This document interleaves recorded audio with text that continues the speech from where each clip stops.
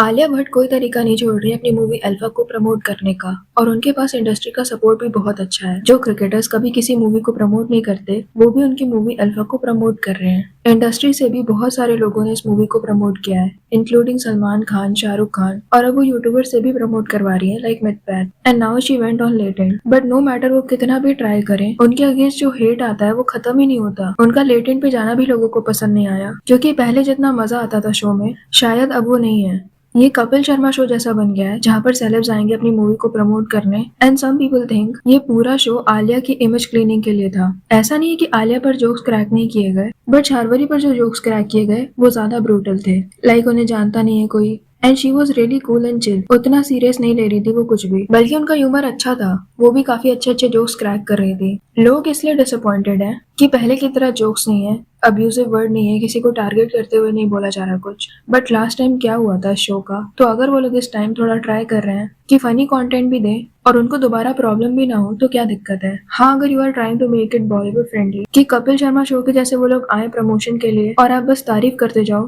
तो लोग तो डिसअपॉइंट होंगे क्योंकि they don't expect that from you. Like Alia कुछ भी कर रही थी तो समय बार बार ये बात रिपीट कर रहे थे कि आलिया कितना भी अच्छा करे पर फिर भी लोग उसे हेट देंगे, जबकि देयर इज अ रीजन कि आलिया को इतना हेट क्यों मिलता है। उन्होंने मूवीज चुराई है दूसरों से, दूसरों के सीन्स कट करवाए हैं, थिंग्स लाइक दैट। जब ये बातें सामने आने लगी तभी तो लोग उन्हें हेट करने लगे। जैसे अभी इस मूवी के टीजर में भी सिर्फ आलिया को दिखाया गया था, जिसके बाद लोग आउटरीच करने लगे कि दूसरी लीड कहाँ है, उसके लिए अलग से इंट्रोडक्शन होगा क्या, उसका अलग टीजर आएगा क्या। पर ऐसा नहीं हुआ, वो सीधा ट्रेलर में ही दिखी, विच फेल्ट लाइक कि आलिया ही मेन है एंड शर्वरी नहीं। उसके बाद उन्होंने ये पोस्ट किया था साथ में ये दिखाने के लिए कि she is also getting equal importance. और भी कई चीजें लोगों को प्यार का पार्ट लग रही हैं, स्क्रिप्टेड लग रही हैं। जैसे एक लड़की गाना गा रही थी एंड सबने उसका मजाक उड़ाया, सबने बोला कि वो अच्छी नहीं है, बट आलिया ने अप्रिशिएट किया एंड उसको हक किया। एक लड़के ने बहुत अच्छी एक्टिंग की ड्रंक होने की, तो आलिया ने उसके लिए भी स्टोरी पोस्ट की। एक आदमी ट्रम्प की एक्टिंग कर रहा था एंड फिर उसने एक बहुत ही बुरा जोक मारा अबाउट आइलैंड तो उस जोक पर सब हंसने लगे except for Alia. So some people think ये सारा कुछ स्क्रिप्ट का पार्ट हो सकता है उनकी इमेज सुधारने के लिए। समय ने जोक आलिया पर भी क्रैक किए, पर शार्वरी पर उनके जो जोक्स थे वो ज्यादा ब्रूटल थे।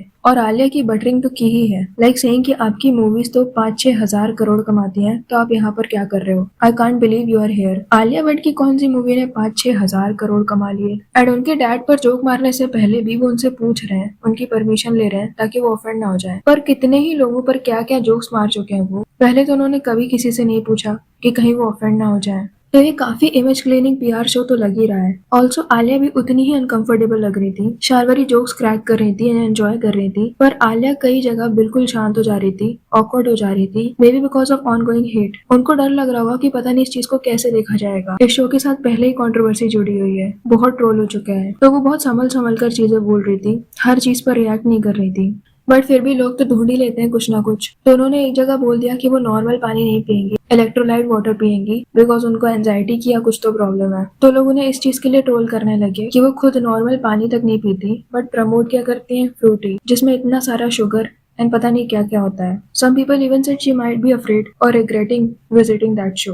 और खुलकर ये लोग प्रमोट भी नहीं कर रहे थे अपनी मूवी को। शी इवन सेड कि हम अल्फा प्रमोट करने के लिए नहीं आए हैं। एंड फिर बड़ा ही हेजिटेट करते हुए उन्होंने एक कंटेस्टेंट को अपनी अल्फा वाली टी शर्ट दी। अच्छा, कई लोगों को लगता है कि शर्वरी को सपोर्ट करना चाहिए बिकॉज दे थिंक कि वो एक आउटसाइडर है जो अपने दम पर स्ट्रगल कर कर वो यहाँ तक आई हैं। बट शर्वरी के जो ग्रैंडफादर हैं वो सीएम रह चुके हैं महाराष्ट्र के, सो वो भी काफी पावरफुल बैकग्राउंड से आती हैं। उन्होंने डेब्यूट वाईआरएफ से किया है, सो डेफिनेटली आउटसाइडर हैं, पर ऐसी कोई स्ट्रगलिंग आउटसाइडर नहीं है कि किसी को जानते ही ना हो। बल्कि उनके तो कनेक्शंस होंगे पहले से, पर बॉलीवुड में नेपोटिज्म का भी एक लेवल होता है, हर कोई इक्वल नहीं होता। और इन दोनों में डेफिनेटली आलिया के ज्यादा कनेक्शंस हैं, उन्हें ज्यादा लोग जानते हैं इंडस्ट्री में और ज्यादा लोग सपोर्ट करते हैं, भले बाहर से कितनी भी ट्रोलिंग होती हो। और उनका पीआर भी काफी स्ट्रॉन्ग है। अगर कोई मूवी हिट जाती है तो वो आलिया की हो जाती है। इवन आरआरआर भी, जो भी मूवी की स्क्रिप्ट अच्छी होती है वो आलिया को मिल जाती है। जो भी एक्टर हिट देता है उसके साथ आलिया नेक्स्ट मूवी में काम करना चाहती है। ये सारा प्रिविलेज हर नेपो किड को भी नहीं मिलता। तो उनकी जो पीआर है उनको ये वाला एटीट्यूड चेंज करना चाहिए, हर जगह आलिया आलिया वाला। जैसे रिसेंटली शाहिद की मूवी रिलीज हुई जिसके लिए वो इंटरव्यू देने के लिए गए,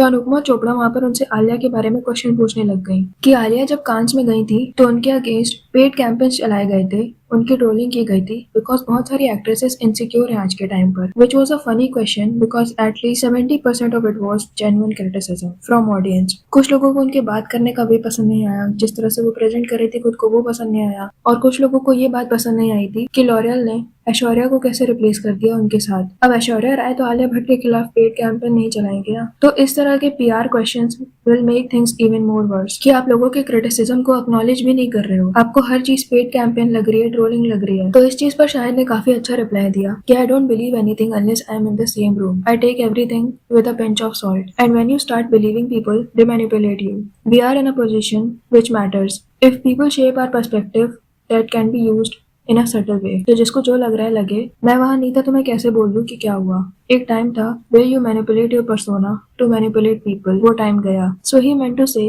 कि रियल रहो, why to fake your personality। अगर आप रियल हो और उतने अच्छे नहीं भी हो, still people will like you। पर अगर आप फेक करोगे अपनी पर्सनालिटी तो लोग आपको हेट करने ही लगेंगे, which is true।